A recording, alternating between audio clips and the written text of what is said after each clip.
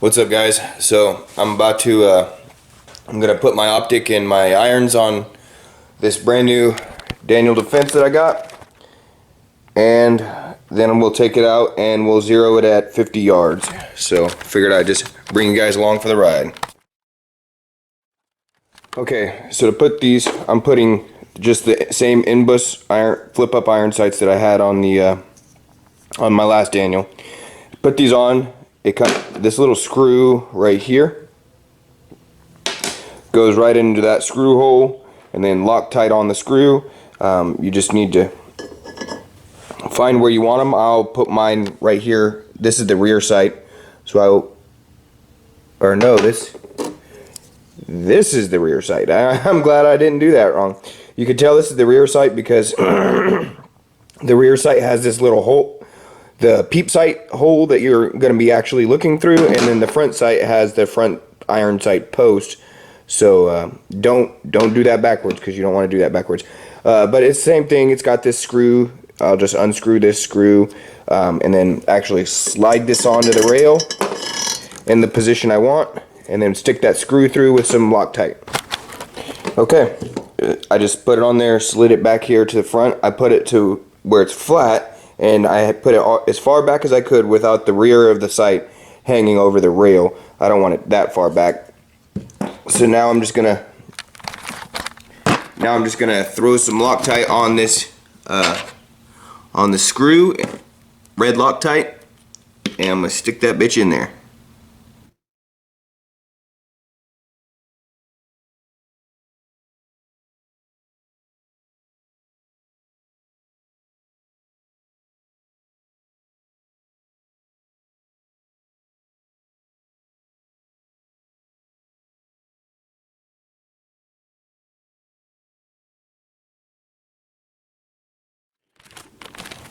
There we go.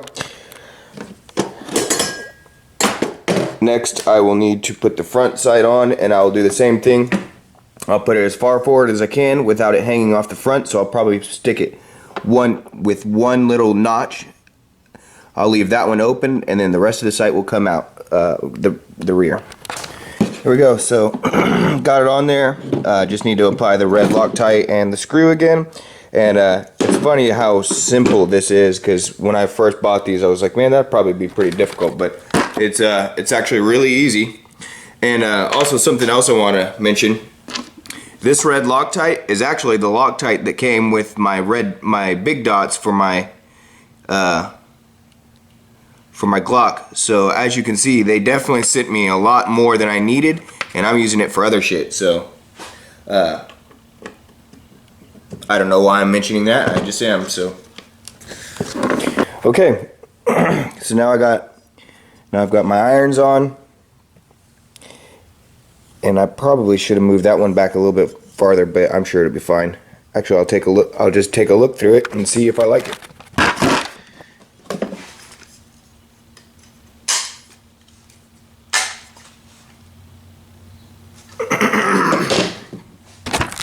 Yeah, so that's good.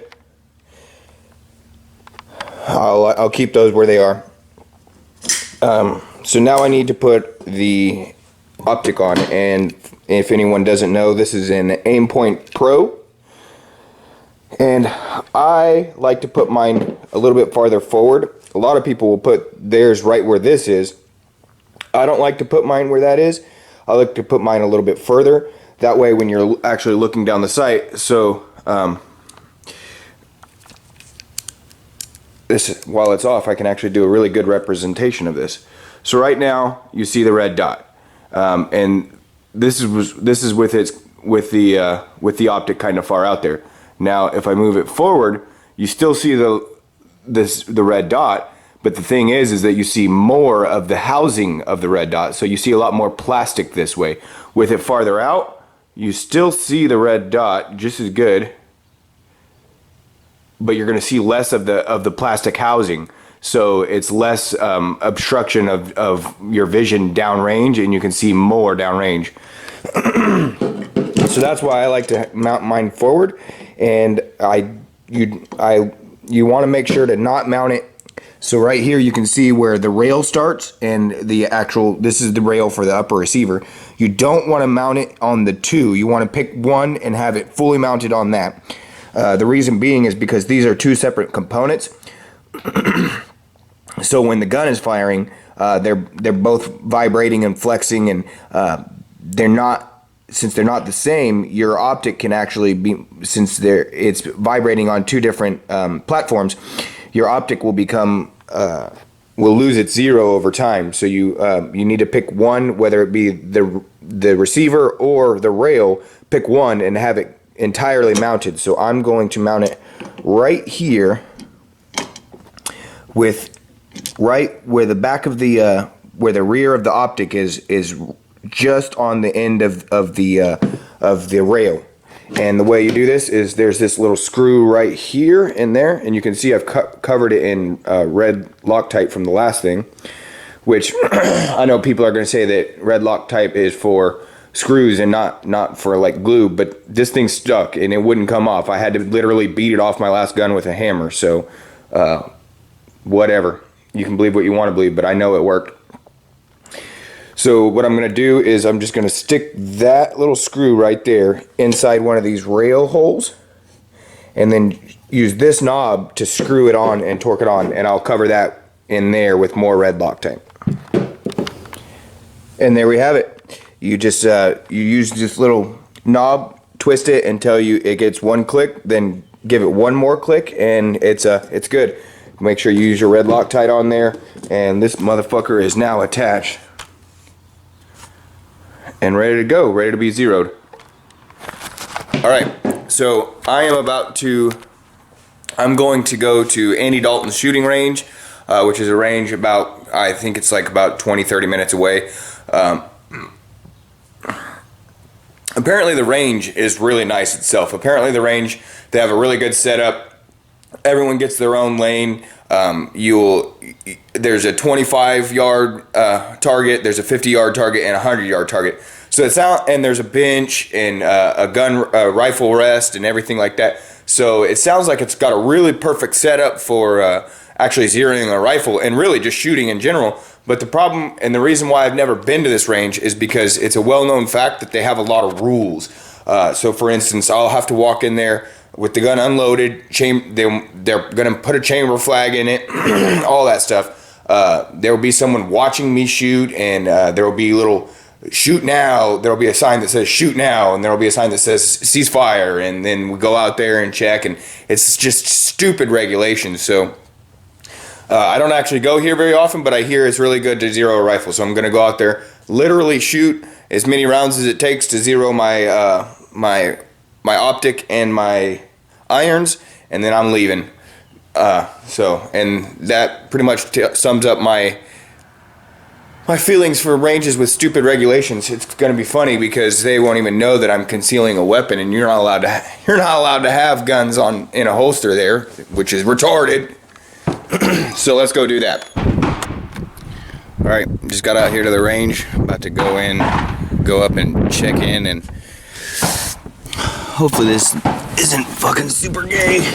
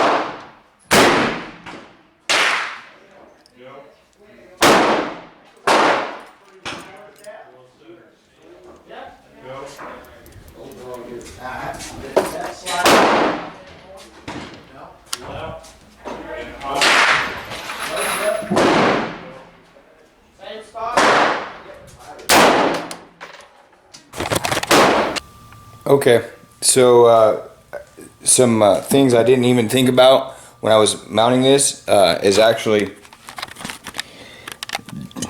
that is a QD attachment for a sling, and it's probably being covered up by this knob, so I might have to move this one little notch forward. I ended up not liking this. I had already mentioned that it was probably too far forward, and it is, so I'm going to move this back a little bit. But that's not really a big deal. You know, shit happens. You have to really feel it out and see how you're going to like it whenever you're putting this stuff on there. And that's just something, this is a new rifle, so that's just something I had to figure out. So, you know, don't be afraid if you don't get it exactly how you want it the first time. Don't be afraid to fix it. You know, it's not a big deal. Just fix it. All right, so there we go. This is this right here is the target that when I first started shooting, I was zeroing in my iron sights, and you can see it was left, right. It was good. It was already centered, but I just needed to raise it a little bit, and it's still hitting just low, but that's all right. I kind of like that. That way, I can put my my iron sights on it, and it'll be and you know, hit them in the upper chest. Put the iron sights on the upper chest, and it will hit them, you know, somewhere right below and where the heart is. So that's fine. As you can see with the red dot, it was all over at first, but you can see right here I was holding a pretty good pattern, and then right at the end I got it perfectly zeroed right in the center. So that's good, and that's actually a really good grouping. I mean, I don't have a quarter on me, but that's really good. That's within a quarter, I would say. And then, so this one is actually upside down. Here we go. The first couple were me just, you know, pulling it weird. The rifle brace that I was using wasn't quite big enough for the magazine, so I ended up having to hold it up pretty much by myself. So you can actually see where it's a little bit, you know, where I'm moving and me being me, but you can see once I got control of the rifle, well, you can see 3 in a row, boom, boom, boom. So that's good. And then this is me actually holding the rifle and standing, and you can see I got some work to do, but that's not bad at all. So I don't mind that at all. That range was actually a really cool range. They had a nice setup. It just sucks all the rules they did. In fact, before I went up there and before I actually went up and shot, I had to sit and watch this 6-minute video about how they wanted everything regulated, and it just sucks because that was a nice place to shoot, but they got it locked down like super. That's what I call gun control. Fucking lame. Alright, thanks for watching. Don't forget to check out my buddy Standing on Second, and don't forget to like us both, follow us both on Facebook, and you can follow him on Twitter, and both of us on Instagram. And thanks for watching.